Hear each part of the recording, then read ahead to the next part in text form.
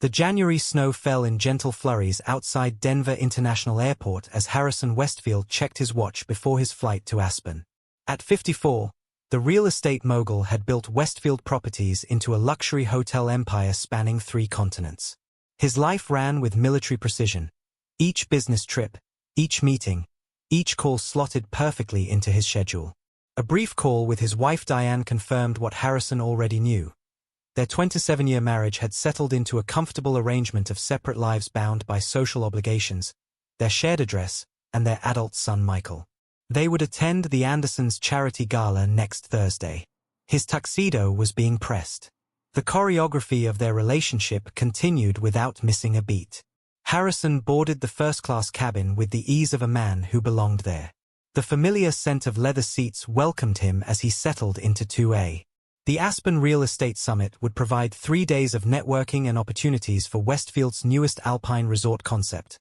3 days away from the carefully constructed facade of his life in Seattle. When the flight attendant appeared to take his jacket, something unexpected happened. Harrison Westfield, a man who rarely noticed service staff beyond their function, found himself momentarily speechless. Valentina Reyes possessed the kind of beauty that disrupted routines and derailed thoughts. Her dark hair was pulled back in a neat chignon, and her amber eyes caught the cabin's soft lighting. But it was her smile, genuine rather than merely professional, that caught him off guard. Their initial exchange was brief but charged with an energy that surprised them both. Harrison ordered his usual Macallan 25, and Valentina's comment about his choice revealed a playfulness that distinguished her from other flight attendants he'd encountered. Most maintained a pleasant professional distance, but Valentina's manner suggested genuine interest. Throughout the flight, Harrison found himself watching her move through the cabin.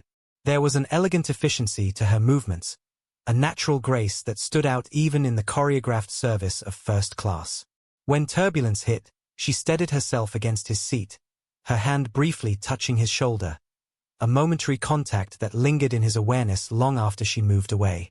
Over the course of the flight, the barriers between passenger and flight attendant subtly shifted. Valentina recommended a different wine with his meal, revealing knowledge that spoke of sophistication beyond her years.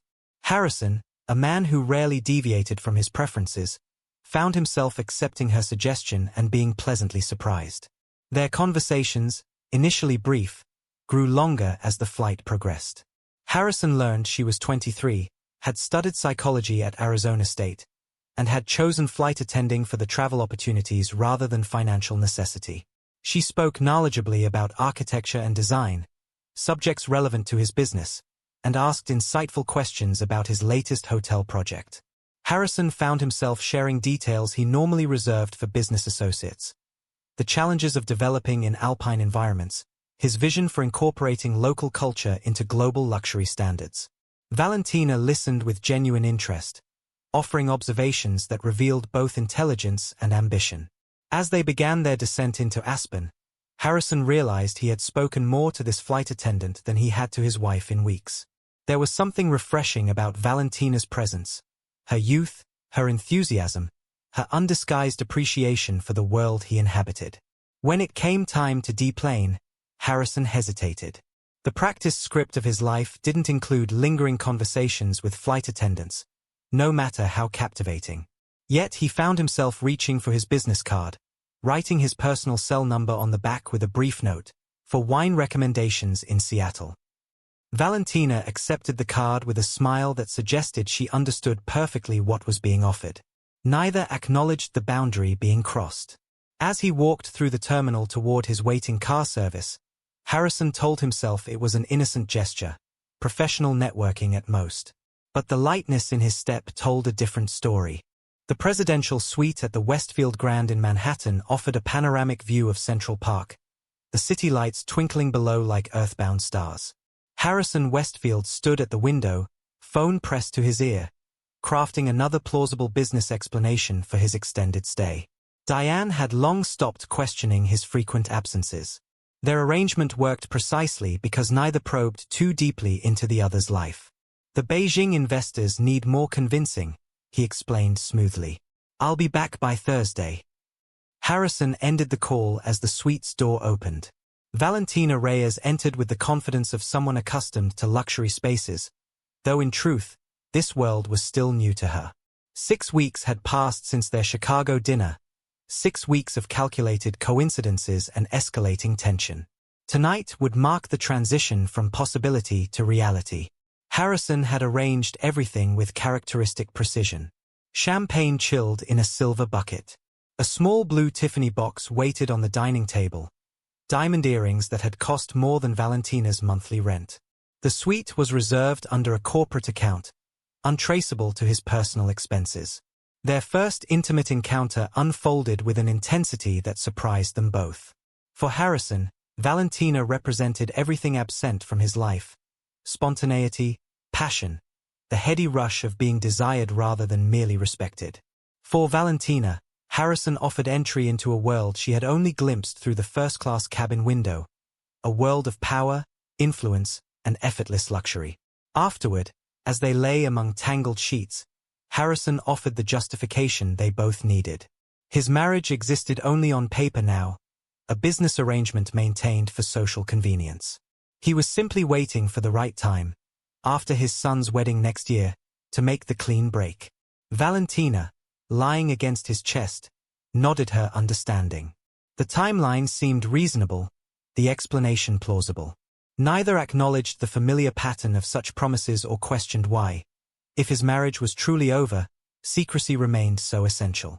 What began that night quickly evolved into a carefully orchestrated affair. Harrison's travel schedule, once dictated by business necessities, now revolved around Valentina's flight rotations. Board meetings in London conveniently coincided with her European routes. Site visits in Miami overlapped with her layovers. His executive assistant, accustomed to managing his itinerary without questions, noticed the pattern but valued discretion over curiosity. The world Harrison revealed to Valentina exceeded even her calculated expectations. A weekend in Paris meant a suite at Lemurus and private after-hours access to the Louvre. In Tokyo, he arranged for Japan's most exclusive sushi chef to serve them in a private dining room. In Santorini, they watched the sunset from the terrace of a villa staffed by silent, efficient servants who appeared only when needed. With each destination, with each experience, Harrison attempted to secure Valentina's affection through increasingly extravagant displays. The gifts began as tasteful tokens, a vintage first edition she had mentioned admiring, a cashmere wrap in her favorite shade of blue. Soon they escalated to Van Cleef & Arpels jewelry, custom-designed Louboutins, and a collection of Hermes bags that arrived in a steady stream to her crew apartment. 3 months into their affair, Harrison secured a luxury apartment in downtown Seattle for Valentina. The 3-bedroom penthouse in a discreet building catered to wealthy foreign investors who valued privacy above all else. He presented it with practiced nonchalance, merely an investment property she could use when in town, a place where they could spend time together away from curious eyes. Valentina accepted each gift, each experience with precisely calibrated gratitude, never appearing entitled, always expressing the right degree of appreciation. She was learning the rhythms of Harrison's generosity, understanding that his gifts increased in value whenever he cancelled plans or needed to return home for family obligations. While careful never to include Harrison in her social media presence, Valentina began documenting her transformed lifestyle. Instagram posts showcased rooftop pools in Dubai, champagne brunches in Manhattan, and artfully arranged shopping bags from luxury boutiques.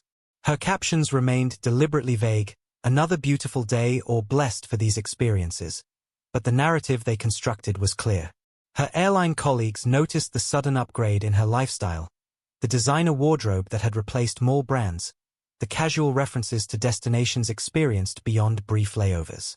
"Your boyfriend must be very generous," one fellow flight attendant remarked after Valentina arrived for a flight wearing Cartier love bracelets. "He appreciates quality," Valentina replied with a cryptic smile. "And so do I." The mystery surrounding her relationship only enhanced her status among her peers. The whispered speculation, was he an oil tycoon, a tech entrepreneur, a foreign diplomat?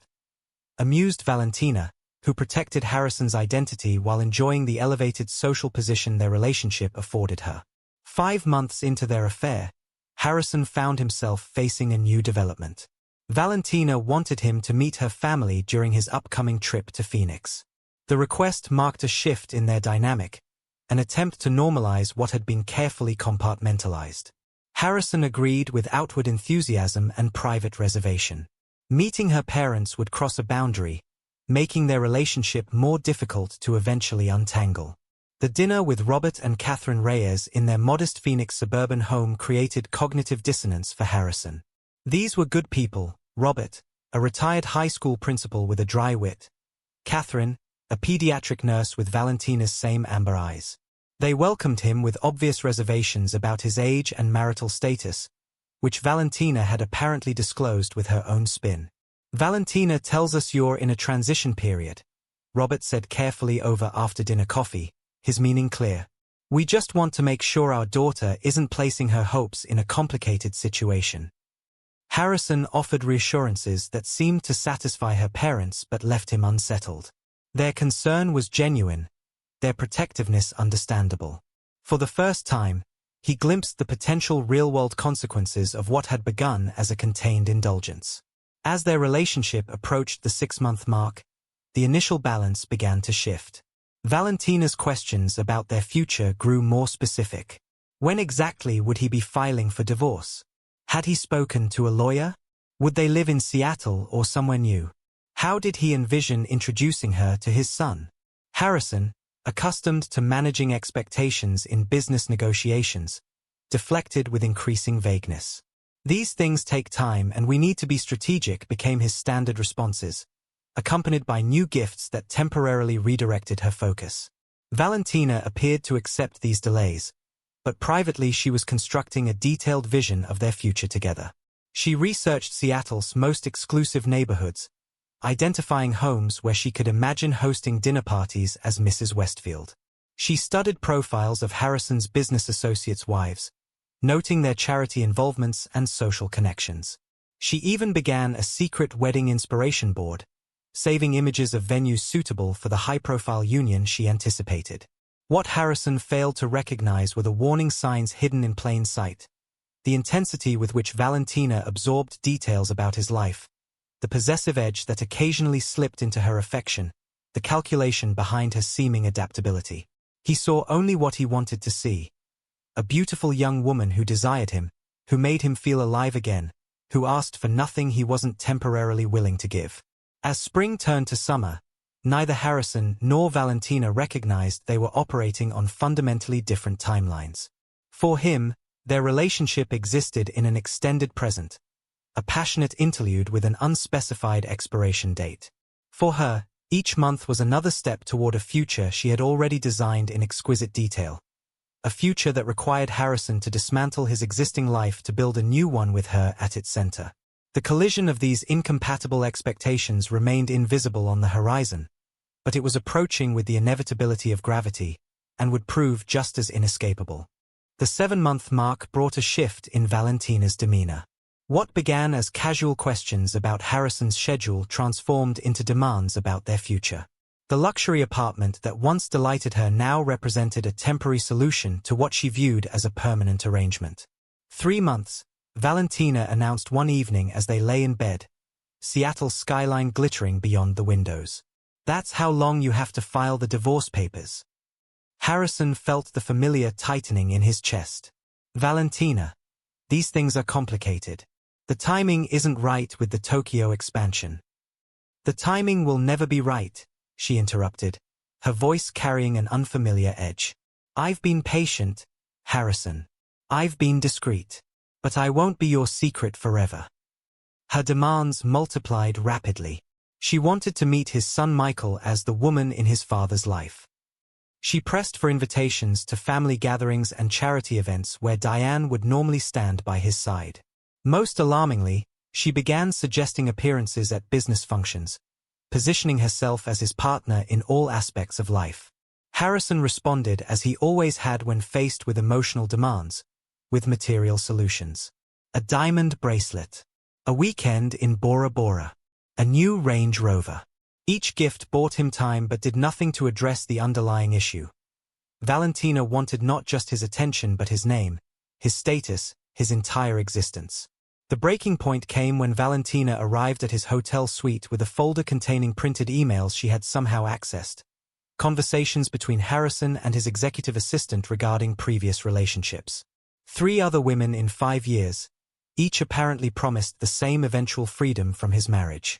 Your son's wedding was 4 months ago, Valentina said, placing a social media photo on the table. Your supposed deadline for leaving Diane has come and gone. Harrison felt exposed, violated. You've been spying on me. I've been learning the truth you wouldn't tell me, she corrected, her eyes cold. Did you use the same lines with all of us? The same promises? Did you make them all feel special, just like me?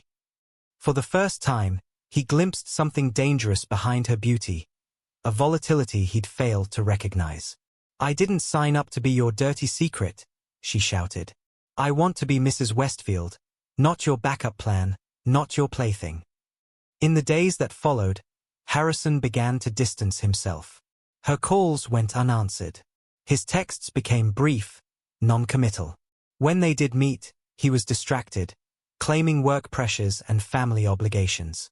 Each excuse was technically true but served a deeper purpose, creating the space to extricate himself from what he now recognized as a dangerous entanglement. Valentina sensed the withdrawal and responded with escalating attempts to secure her position in his life.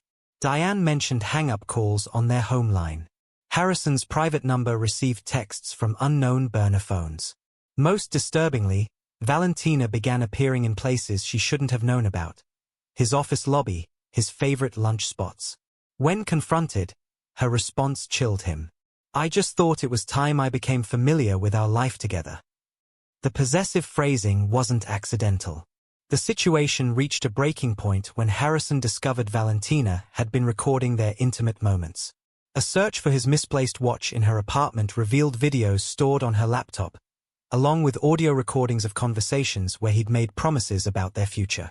More disturbing were the folders labeled with Diane's name, filled with social media images and notes about his wife's schedule and habits. Valentina had been studying Diane like an understudy preparing to take over a role. Harrison's fear turned to anger. This wasn't love or even obsession. It was calculation, invasion.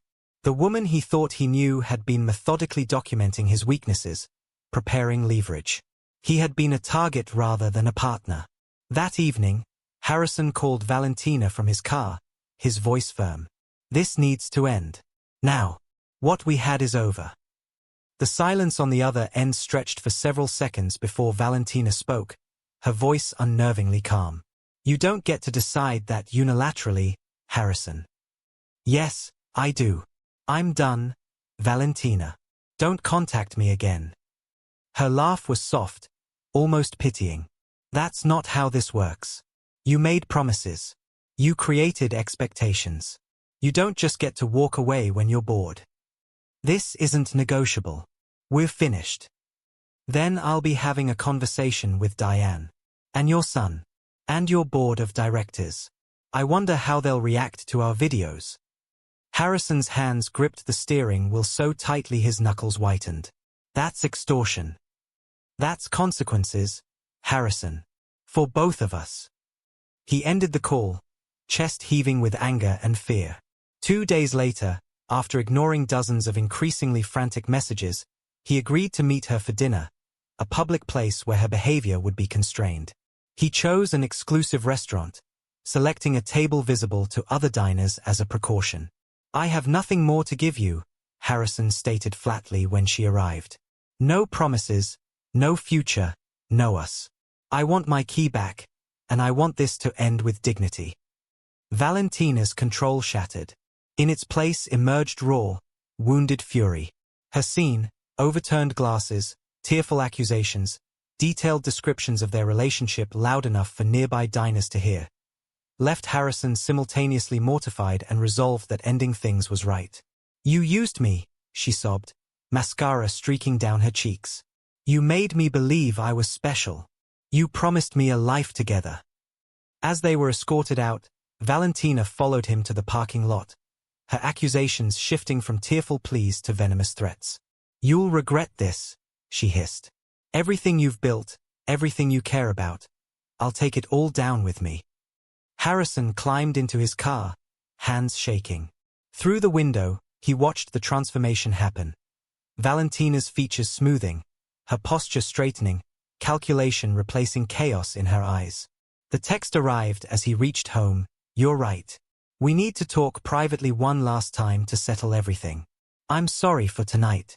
I just need closure. Harrison felt relief wash over him. Perhaps this could end cleanly after all.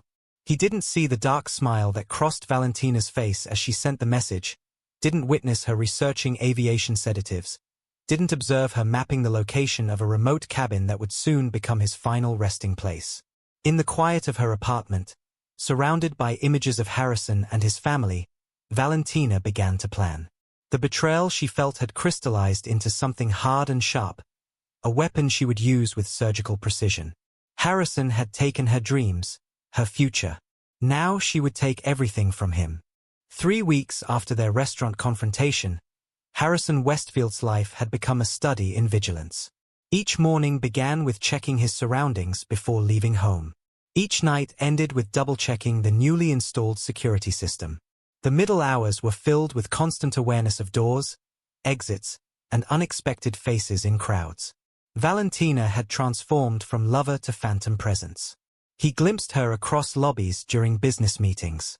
She appeared at charity auctions, standing just far enough away to avoid removal but close enough for him to feel her gaze. The digital intrusions proved more disturbing, anonymous accounts sending his children links to articles about infidelity, his wife finding text exchanges between Harrison and V in their mailbox. She's escalating, Harrison confided to James, his oldest friend. Last week I found one of her earrings on my hotel pillow in Boston. She's never been to Boston with me. Have you considered a restraining order? James asked. And make this public? It would destroy everything. My marriage, my family, possibly the company. The message arrived on a Tuesday morning. This has gone far enough. We need to talk privately. I have things of yours that need returning. After that, I'll disappear from your life completely. After a day of deliberation, Harrison responded, where and when? Valentina suggested a luxury cabin in the mountains of New Mexico, remote, private, neutral territory. Just us, honest conversation, and closure, she wrote. The prospect of ending the nightmare was too tempting to refuse. He told Diane he was joining clients for a golf retreat, a lie that slipped out with practiced ease. The truth, that he was meeting the woman who had been terrorizing their family, would remain just another secret in a marriage built on comfortable deceptions. What Harrison couldn't see was Valentina's meticulous preparation. The cabin had been booked weeks earlier. She had visited twice to familiarize herself with the layout. Through airline contacts, she had obtained Somnosenex, a powerful sedative. A pre-dug grave waited a 30-minute drive away, near an abandoned airstrip where no one would think to look. On the appointed day, Valentina arrived 5 hours early. She moved through the cabin with practiced precision. Harrison's favorite whiskey received a carefully measured dose of sedative. Plastic sheeting was hidden beneath the plush area rug. When Harrison's rental car arrived, Valentina checked her reflection one final time. The woman who greeted him appeared calm, reasonable, redemption wrapped in cashmere and subtle perfume. Thank you for coming, she said, her voice warm. I know this hasn't been easy for either of us. Harrison felt his shoulders relax slightly. This was the Valentina he remembered from their early days, composed, rational. Perhaps she'd just needed time to process the ending. One last drink together? For closure, she suggested, moving to the bar cart. He nodded, watching as she poured 2 glasses of Macallan. The familiar ritual, her remembering his preference, the careful pour, 2 ice cubes, reminded him of better times. To lessons learned, she said, raising her glass. Harrison drank deeply. They talked of neutral topics at first, mutual acquaintances, places they'd visited, memories without sharp edges. He noticed her sipping slowly while encouraging him to finish his. By the time he realized something was wrong, the room had begun to tilt. What did you? His tongue felt thick, uncooperative. Valentina's demeanor transformed before his blurring vision. The warmth vanished, replaced by cold precision. "You should be feeling it now," she said clinically. "Somnocin works quickly." Harrison tried to stand, but his legs betrayed him. He collapsed into the leather armchair, watching helplessly as Valentina set up a camera on a tripod. "I wanted you to understand consequences, Harrison," she said, adjusting the frame. "You made me believe in something that was never real. You used me, discarded me, and expected to walk away unscathed." Through waves of disorientation, Harrison recognized the depth of his miscalculation.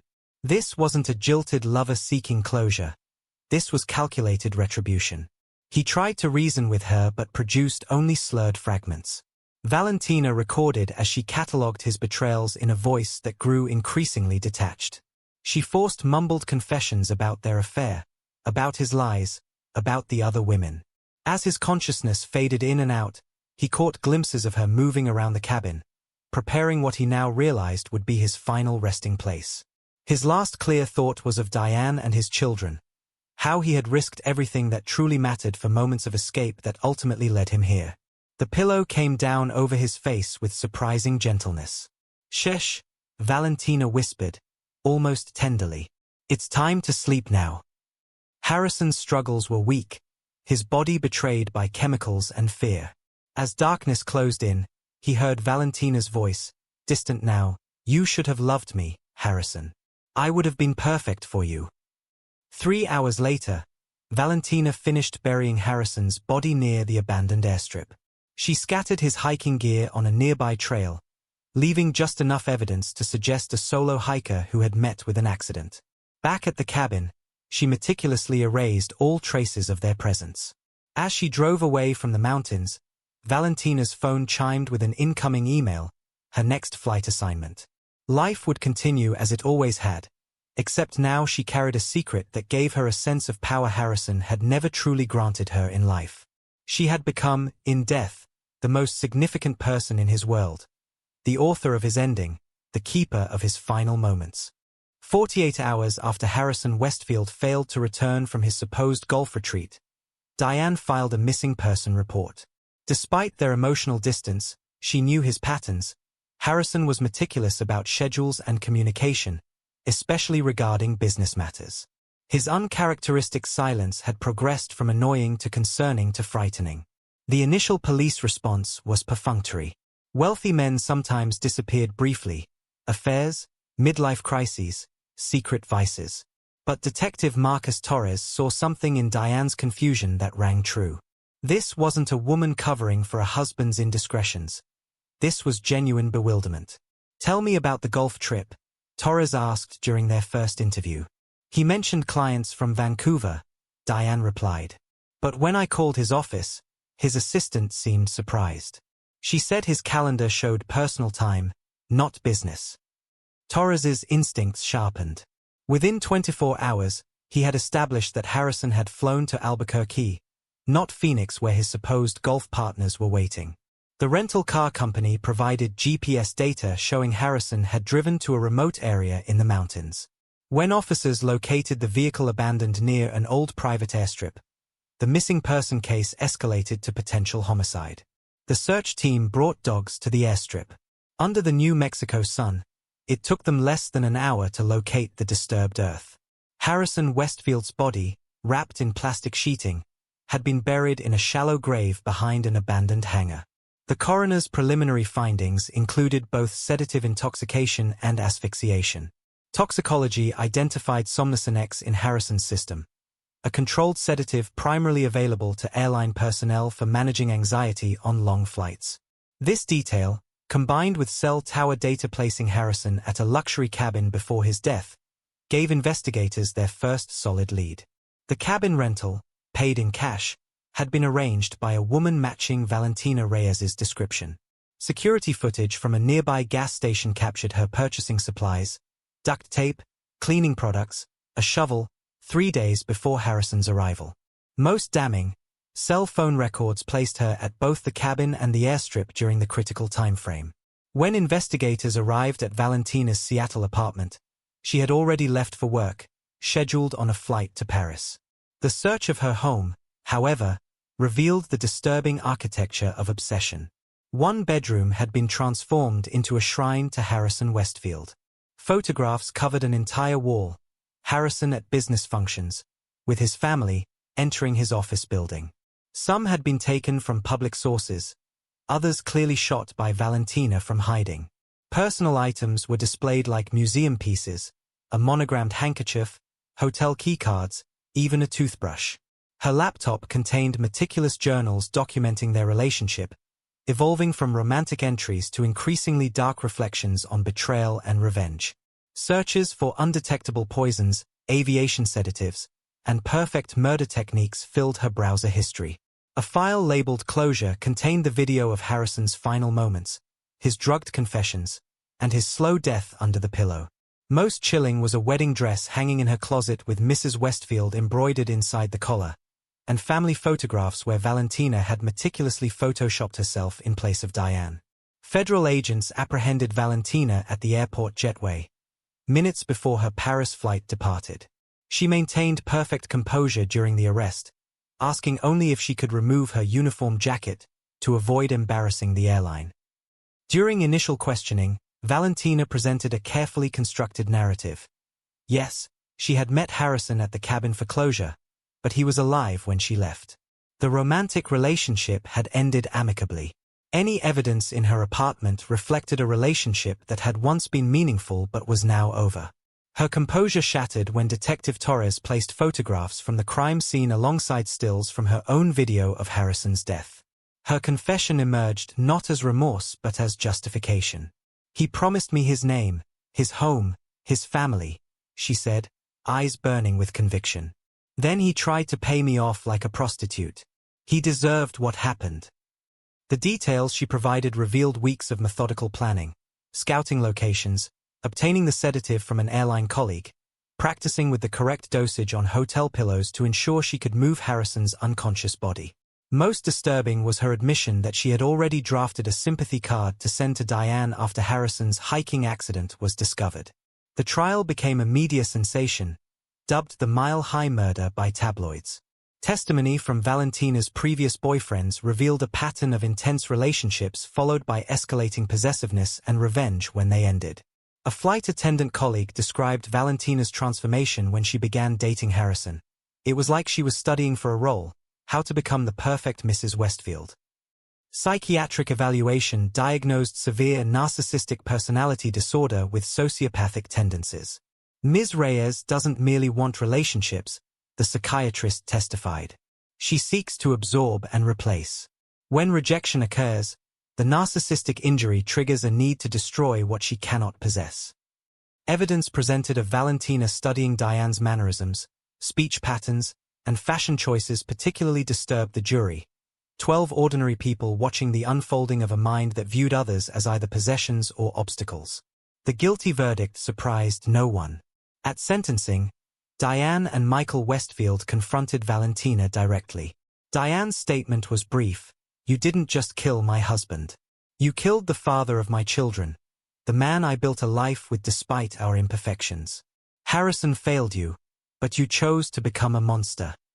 When offered a chance to speak, Valentina's final statement chilled the courtroom.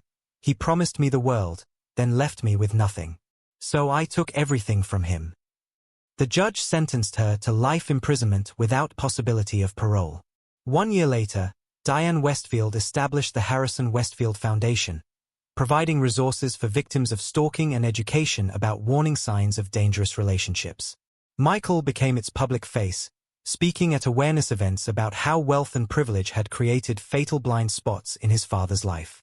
Detective Torres occasionally reflected on the case that had defined his career. "The truly frightening thing about Valentina Reyes," he told a criminology class, "wasn't her capacity for violence. It was how ordinary she seemed until the moment she wasn't." In the Mountain View Women's Correctional Facility, Valentina Reyes maintained her perfectly groomed appearance. Her cell walls featured carefully arranged photographs, not of Harrison anymore, but of herself. Each week brought letters from men fascinated by her case, drawn to her beauty and the dark mystery of her crime. As she sorted through the latest batch of admirers, a slight smile crossed Valentina's face. Even here, she remained desired. Even here, she held power over men's imaginations. Perhaps she lost the battle for Harrison Westfield, but in her mind, he had ultimately won the war. He had become unforgettable.